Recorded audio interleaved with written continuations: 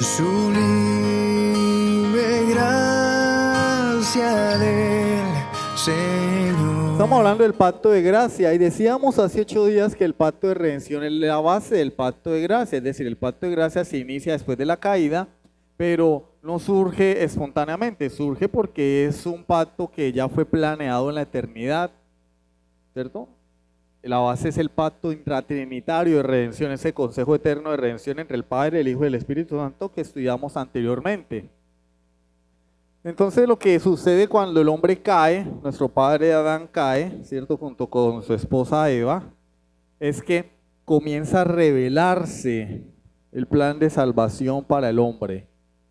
Antes no, porque de qué iba a salvar Dios al hombre si el hombre estaba en el huerto del Edén. Pero cuando el hombre peca contra Dios y desobedece, entonces comienza a revelarse en Génesis 3:15, lo que conocemos como el protoevangelio o el evangelio primitivo. ¿Sí? Entonces dice, pondré enemistad entre la simiente de la mujer y la simiente de la serpiente.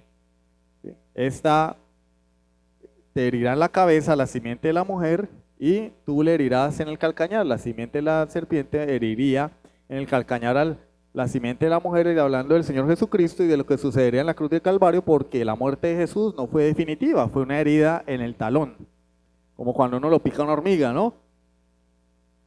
Duele, pero no es mortal, pero el golpe en la cabeza sí es contundente, que fue lo que Cristo hizo en la cruz contra Satanás. Lo venció, no lo destruyó. Él mismo dijo, yo he venido a atar al hombre fuerte, lo incapacitó y lo inhabilitó. Sin embargo, Satanás tiene alcance aún. Es como un perro amarrado. Entonces, los perros que cuando uno los amarra, ¿están destruidos? No. Su rango de acción está limitado. Ahora, si yo me le acerco mucho, pues me va a morder. Pero si yo me mantengo a la distancia, el perro no me muerde. Satanás está atado, pero no quiere decir que esté incapacitado. Satanás sigue haciendo daño, pero ha sido atado para no seguir engañando a los elegidos de Dios en las naciones, que sí ocurría en el tiempo antiguo, lo cual la palabra de Dios nos revela en el Nuevo Testamento que es un misterio. Ahora, los antiguos no podían entender que hubiera salvación para el mundo gentil, y en el Nuevo Testamento ya se nos revela que, habiendo sido Satanás atado, ahora el evangelio se puede predicar a todas las naciones y Dios va a salvar a sus elegidos de todas las naciones, ¿sí? Entonces eso está en Génesis 3:15, ya lo vimos. En Génesis 3:21 hablamos de cómo Dios vistió a Adán y Eva con unos taparrabos. No, mentira, ellos se hicieron taparrabos. Cuando vieron ahí que, uy, ¿cómo así? ¿Qué pasó acá? Entonces corrieron, les dio penita, así como a cualquiera de nosotros, y fueron y se taparon con unas hojas. Y el Señor les dijo, no, señoritos, no es como ustedes quieran, no, la religión no es como ustedes la determinan, yo soy el que impongo las reglas y yo he determinado que debe ser a través de la muerte de una víctima inocente que sustituya al pecador. Y allí Dios sacrificó 2 animalitos. No lo dice, pero se entiende implícitamente porque lo vistió con pieles de animales. ¿De dónde iban a salir las pieles de animales? Pues de animales muertos, a no ser que haya algún animal al que uno le pueda quitar la piel y quede vivo, ¿sí o no? Pero eso no puede suceder, eso no sucede sino en las películas de terror. En la vida real hay que matar al animal primero. Entonces Dios sacrifica animalitos y les hace a ellos unas vestimentas con piel de animal, prefigurando la muerte de Jesucristo para ya no cubrir el pecado, sino para quitar el pecado. Juan el Bautista dijo en Juan capítulo 1, este es el Cordero de Dios que cubre, no, que quita el pecado del mundo, ¿sí? Y en Génesis 4 del 1 al 8, pues también vemos cómo Caín y Abel ofrecían sacrificios a Dios. Entonces Caín fue y llevó lo que le vino en gana. Es que Caín no dio lo mejor y por eso su ofrenda no fue recibida. No, Caín llevó lo mejor, pero no era lo que Dios le había pedido. Si yo le digo a mi esposa, uy, mi amor, qué rico un sudado de pollo, o pollo guisado, o un estofado de pollo, y ella me lleva una arepa, la arepa puede estar muy rica, pero no es lo que yo quería. ¿Sí o no? O mi papá me mandaba a mí a traer la Coca-Cola, tráigame una Coca-Cola. Y yo iba, como para mí a mí me daba igual la Coca-Cola, Pepsi, pues eran bebidas negras y hay personas que sí dicen, no, esta es Coca-Cola, es venezolana y esta es colombiana, parecen catadores de vino, ¿no? Yo no, a mí me da igual. Gaseosa, gaseosa, gaseosa negra, pon. Y yo le llevaba Pepsi. Él me decía, no señor, yo no le pedí Pepsi. Me devuelve esa gaseosa. Vaya y me trae la Coca-Cola. Porque él era el que definía, él quería Coca-Cola y él era el que mandaba. Dios es el que manda. Él dijo, me sacrifican un animalito porque ese animalito, su sangre va a prefigurar a el Cordero de Dios que yo voy a mandar para salvar al mundo, no las frutas. Porque si no hubiera Dios cubierto el pecado de Adán y Eva con una ensalada de frutas. Era una ensalada de frutas y se la era tirado encima a Adán y a Eva. Pero él no hizo eso. Sacrificó dos animales porque eso apuntaba o tipificaba la muerte de Jesús. ¿Sí?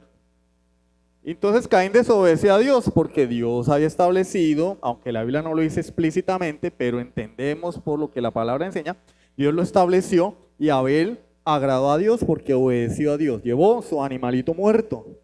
Y Caín llevó lo que le vino en gana. Y por eso Caín fue desechado. ¿Qué hizo Caín? Mató a Abel.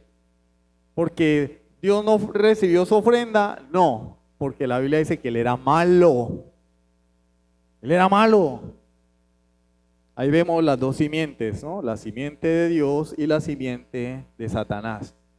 En el libro de Génesis se llaman los hijos de Dios y los hijos de los hombres. Cuando habla de los hijos de los hombres, habla de la descendencia de Caín, que por lo general eran todos calavera, eran malos. Entonces, en Génesis 4:1, Eva, cuando tiene a su bebé, ella no dice, uy, mire, traje a Caín al mundo. No, ella dijo, por voluntad de Dios se ha adquirido varón. O sea, Eva pensaba que ese era el cumplimiento de la promesa de Génesis 3:15. El Señor dijo que de mi simiente iba a nacer el Salvador, que iba a aplastar a la serpiente. Entonces dice, este debe ser. No, pues, se salió todo lo contrario. Pero ya se esperaba el cumplimiento de la promesa. O sea, ya desde el momento en que Dios da la promesa, el mundo empieza a esperar la promesa de Dios, el cumplimiento. Y allí empieza a desarrollarse esta promesa a través de los pactos. Leemos la confesión de fe de Londres, capítulo 7, párrafo 13, que no la vamos a volver a leer. Ustedes son juiciosísimos y yo sé que la tienen y la leen, ¿cierto?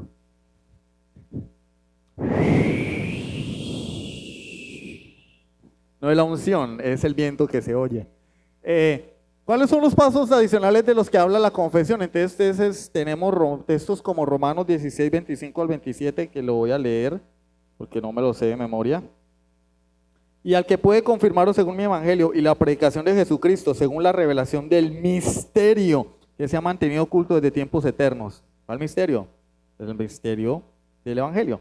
Pero que ha sido manifestado ahora y que por las escrituras de los profetas, según el mandamiento del Dios eterno, se ha dado a conocer a todas las gentes para que obedezcan a la fe. Al único y sabio Dios sea gloria mediante Jesucristo para siempre. Amén. Dice que este misterio se mantuvo oculto desde la eternidad, pero que en el nuevo pacto se manifestó y que según a través de las escrituras de los profetas, Dios lo ha dado a conocer.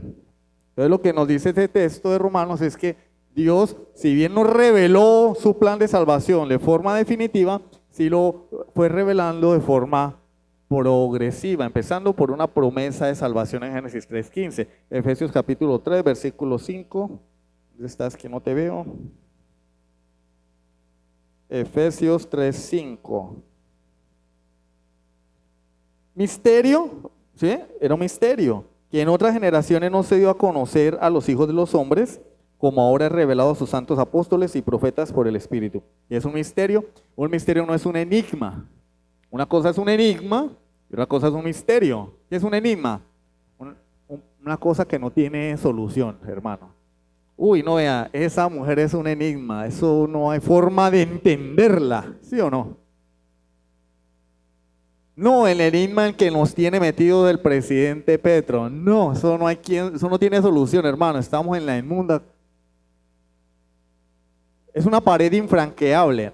Pero un misterio es una verdad que no ha sido revelada de forma total, que puede ser revelada en forma parcial. Y el apóstol Pablo dice que el evangelio fue revelado de una forma misteriosa, no se dio a conocer a los hijos de los hombres en el pasado, pero en el nuevo pacto, en los postreros días, ya había sido revelado a través de los apóstoles y los profetas.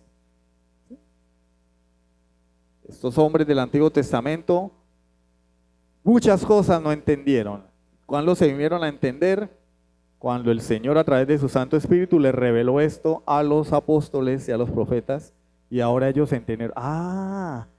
Y entonces las profecías de Isaías hablaban era de la iglesia. Y ahora las profecías de Ezequiel hablaban de la iglesia. Y le sucedió como cuando Cornelio se arrepintió con su familia. Y entonces a los gentiles también Dios ha dado arrepentimiento y fe para salvación. ¿Por qué? Porque ellos no entendían. Eso se les fue revelando, ¿sí? Tito capítulo 1, versículo 2.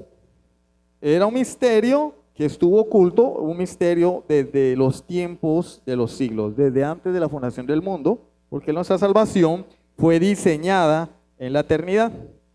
Tito capítulo 1, versículo 2. En la esperanza de la vida eterna, la cual Dios, que no miente, prometió desde antes del principio de los siglos. En la esperanza de la vida eterna, la cual Dios, que no miente, prometió desde antes del principio de los siglos. ¿Sí? La base del pacto de gracia es el pacto eterno. Y muy seguramente el salmista cuando dijo el Señor a mi Señor, siéntate a mi diestra hasta que ponga a tus enemigos por estrado de tus pies, seguramente él no entendió de quién estaba hablando, pero fue inspirado por el Espíritu Santo a escribir estas palabras que hablaban de ¿qué? De Jesucristo reinando en la gloria de Dios, esperando el juicio de los enemigos de Dios. ¿Sí? Ellos escribieron muchas cosas que no entendían porque eran un misterio para ellos. Pero en el libro de Hechos ya vemos a los apóstoles explicándonos esos pasajes del Antiguo Testamento. Bueno, entonces Dios va desarrollando su plan de salvación de forma progresiva a través de lo que se llaman pactos. Entonces tenemos después de la caída el pacto de gracia, pero ese pacto se va desarrollando y ya la semana pasada les mostré, y hace muchos días les mostré la imagen del niño, ¿cierto? Que va creciendo y se va desarrollando hasta alcanzar su madurez y su plenitud, ¿sí? Son pactos que están unidos de forma orgánica y de forma temática. En un sentido son el mismo pacto, pero en otro sentido son diferentes. Así como un niño de 8 años que se llama Juan, no es el mismo hombre de 40 años, 32 años después, que se llama Juan. No es el mismo. Ha cambiado, ha madurado, ha crecido, también se ha degenerado porque ya está con más años. No es la misma persona, pero sí es la misma persona porque es Juan. Entonces tenemos el pacto de gracia que llega a su consumación final cuando Cristo viene a este mundo. Allí se inaugura el pacto de gracia que se había estado revelando progresivamente en el Antiguo Testamento, después de la caída, ¿sí? Eso lo vamos a ver con más detenimiento. Entonces, en primer lugar, promesa de salvación, Génesis 3:15. Pondré enemistad entre tu simiente y la simiente de la mujer. Esta te herirá en la cabeza y tú le herirás en el calcañar. Es Dios hablándole a Satanás, porque Dios habla con Satanás también. Esa promesa se iría desarrollando progresivamente a través de los pactos hasta su consumación plena en el nuevo pacto inaugurado por Cristo. Efesios capítulo 2, versículo 12, lo dice claramente.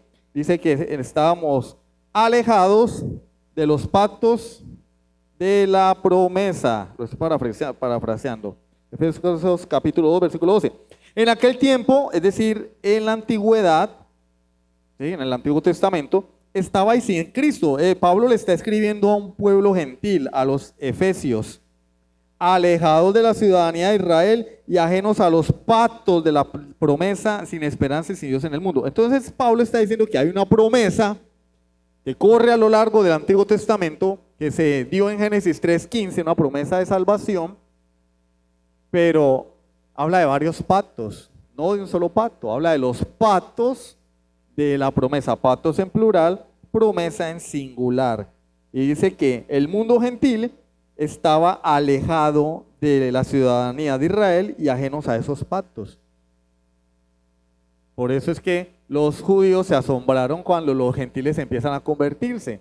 Por eso es que en el Antiguo Testamento los judíos eran tan celosos y despreciaban a los gentiles, los tenían por perros, porque no habían entendido, porque eso era un misterio para ellos. ¿Fue revelado? Sí.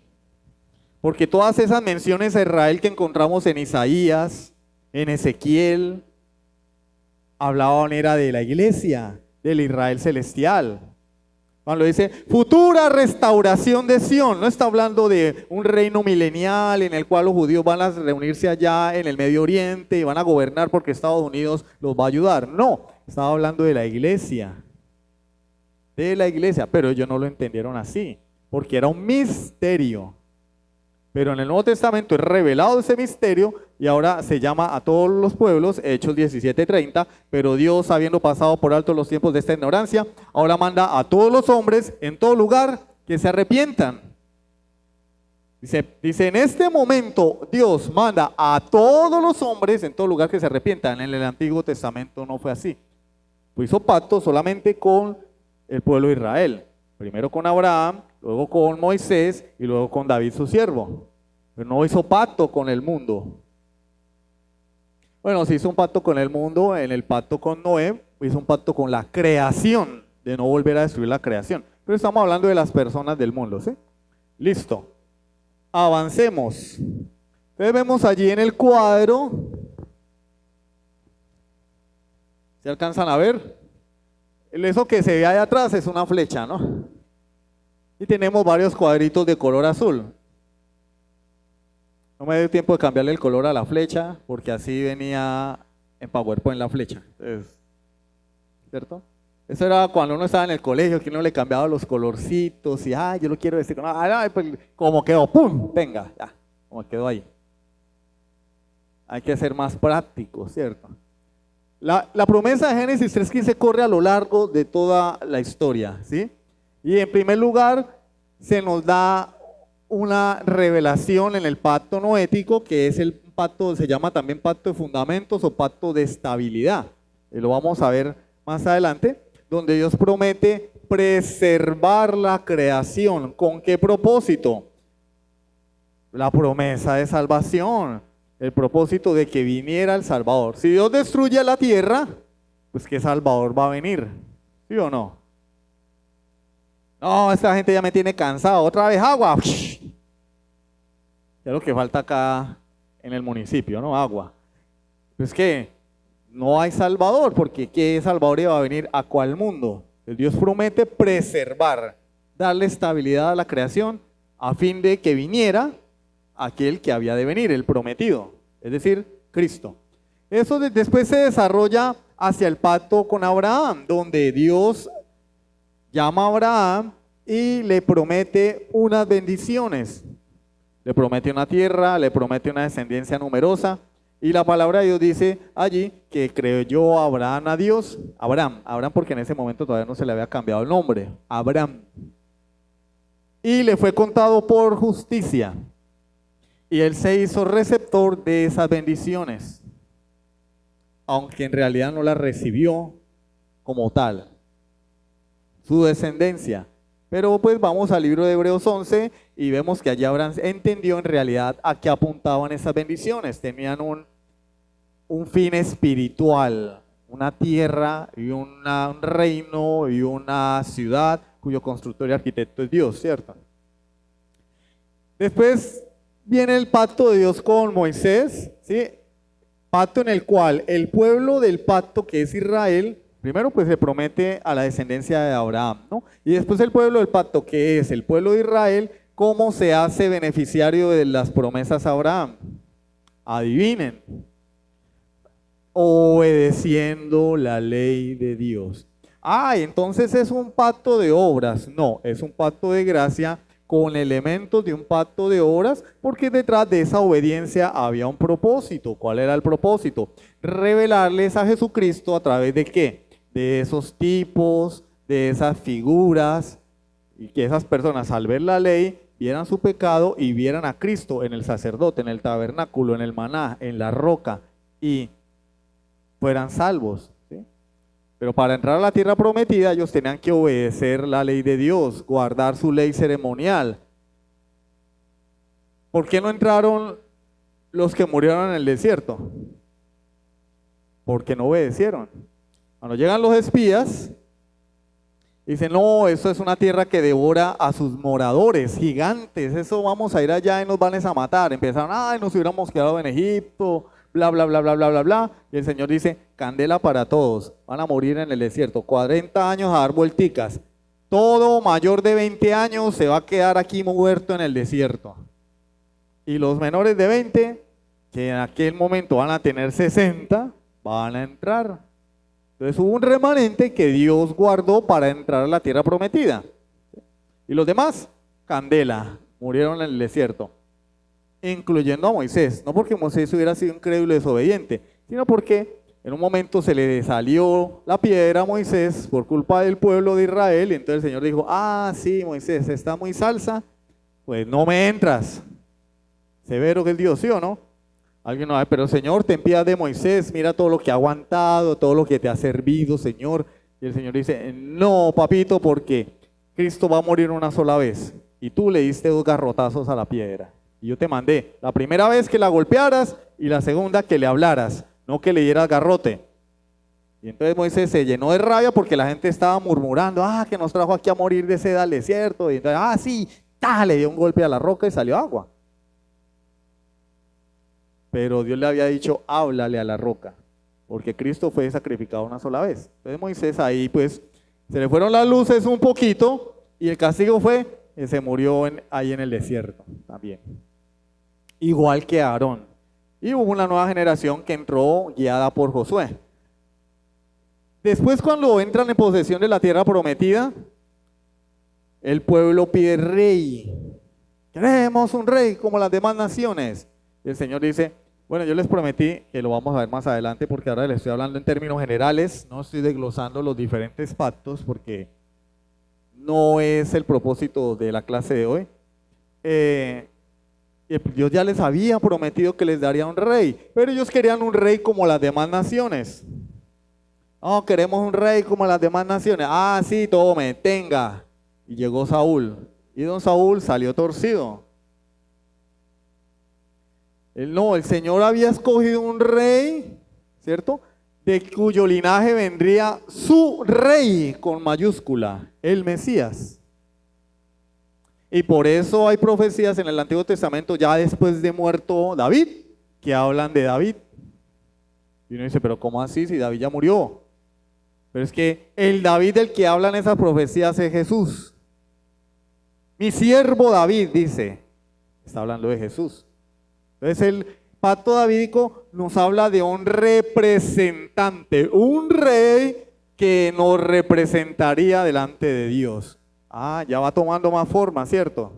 Ya va tomando más forma esto de la teología del pacto, se va desarrollando. Primero, no voy a destruir la creación porque si destruyo la creación no va a venir nadie a salvarlos. Después, escojo a un hombre incrédulo, porque no era ningún santo, un hombre pagano, porque no existía tierra de Israel todavía, y lo escoge y lo llama y le dice, a ti te voy a dar toda la tierra y tendrás una descendencia como las estrellas del cielo.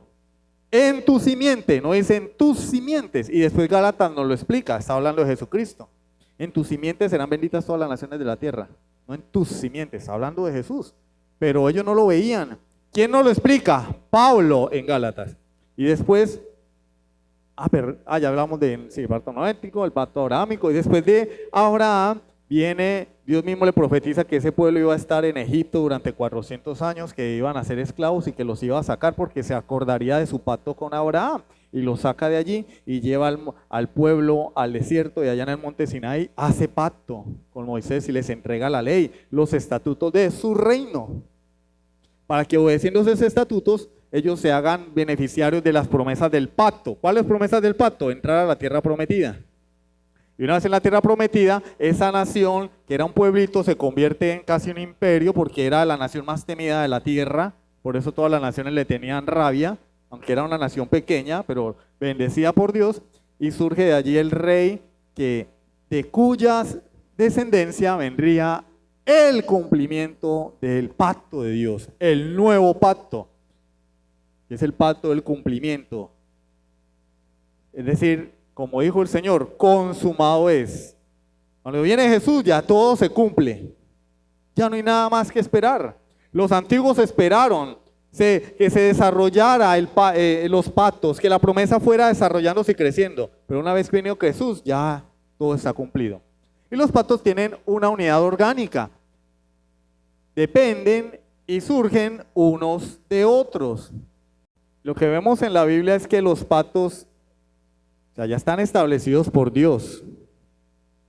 Como dijimos al comienzo, los pactos que Dios hace con el hombre son ¿qué? Imposiciones. Dios no le pregunta a Noé si quiere hacer un pacto con él. Este es mi pacto entre mí y ti. Yo hago el pacto. Es una imposición. El pacto que Dios hizo con Abraham. Dios no le dijo a Abraham, Abraham, ¿estás despierto? Porque él estaba en la carpa, ¿no? Ya durmiendo. ¿Estás despierto, Abraham? Discúlpame, Abraham, que te despierte hasta a estas horas de la madrugada. ¿Te gustaría hacer un pacto conmigo? No. Sal de tu tierra, de tu parentela, a un lugar que te mostraré. Y el hombre que hizo salió obediente, no sabía ni para dónde iba el hombre. El pacto que él hizo con el pueblo de Israel.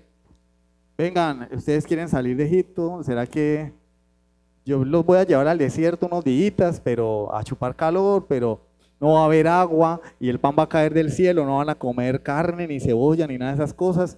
¿Les gustaría? ¿Están de acuerdo? No, me lo me lo lleva para allá, a que me adoren. Imposición. A David quiere construir una casa. No, papito, tú no me vas a hacer una casa, la va a hacer tu hijo. Y de él saldrá un rey que tendrá un reinado perpetuo. Él no le preguntó a David si lo quería hacer. Son imposiciones. Dios siempre inicia sus pactos, que ya, como hemos dicho, se fundamentan en el pacto eterno que se llevó a cabo en la eternidad. Por eso se llama pacto eterno, porque está en la eternidad, ¿cierto? Pero el hombre no inicia pactos con Dios. Lo que vemos en el Antiguo Testamento son votos. No votos que aplican las mujeres hoy, ¿no? Que se chuzan la cara aplicándose votos. No, votos con B pequeña, votos. Que le hacen una promesa a Dios y Señor, pues si tú me la cumples, yo voy a hacer esto, yo voy a hacer aquello. Eran promesas que le hacían al Señor, pero nada que ver con algo como un pacto. Y pues lamentablemente hoy en nuestra iglesia moderna vemos el abuso de la palabra de Dios. Entonces, el Señor te va a dar el carro, pate. La gente va, ay, yo voy a, ¿dónde quedar? Pero porque a uno le decían que entre más diera uno, Dios más le iba a devolver. Y que si uno quería algo, le decían, pagarás por lo que deseare tu corazón. Ay, qué forma de torcer el versículo. No lo voy a explicar hoy porque me voy a extender. Es un abuso de la palabra de Dios. Los pactos que Dios ha hecho con el hombre, Él los inicia, Él los lleva a cabo y apuntaban a el nuevo pacto en la sangre de Jesucristo. De manera que cuando Él en la noche que Él fue entregado, previo a su entrega, Él dice, este es el nuevo pacto en mi sangre.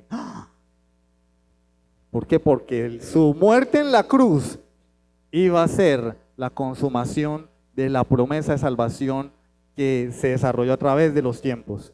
Y por eso cuando Él extiende sus brazos en la cruz, Él no dice, pórtense bien, papitos, den el diezmo. No, Él dice, consumado es. Y consumado es todo está hecho.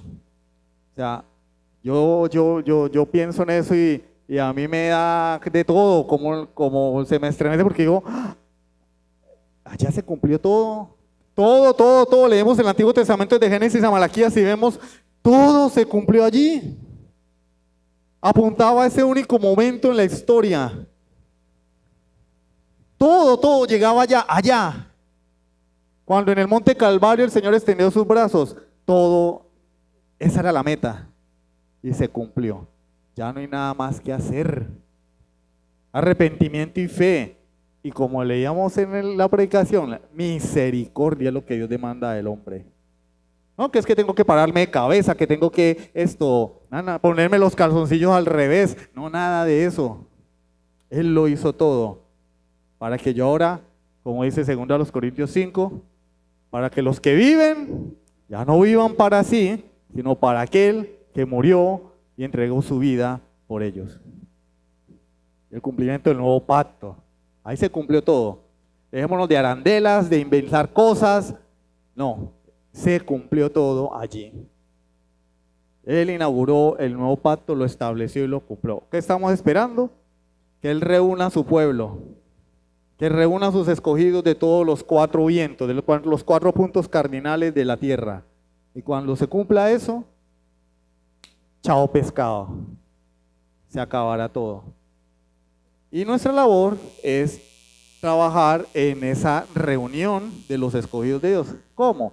Predicando, compartiendo, dando buen testimonio, sirviéndole al Señor. Amén. Vamos a orar. Padre Celestial, te damos gracias por tu bondad, por tu misericordia. Gracias, Señor, por enseñarnos que nuestra salvación fue planeada, no fue un accidente. No fue que el pueblo de Israel te hizo el feo y entonces como ya no había nada más que hacer, pues salvemos a los gentiles. No, Señor, tú escogiste un pueblo para ti con amor eterno. Nos llamaste, según nos escogió en Él desde antes de la fundación del mundo, para que fuésemos santos y sin mancha delante de Él, en amor habiéndonos predestinado para ser adoptados hijos suyos por medio de Jesucristo, según el puro afecto de su voluntad. Fue tu voluntad, Señor. Nos amaste y por eso nos has salvado. Gracias, Dios. Ayúdanos a sopesar eso. Y cuando se nos presente la oportunidad de pecar, la oportunidad de hacer lo malo, pues que vengan a nuestra memoria, Señor, ese gran amor y misericordia. Y eso nos frene de desobedecerte. Fortalécenos, santifícanos, Dios. Te lo pedimos en el nombre de Jesucristo. Amén. Sublime gracia del Señor.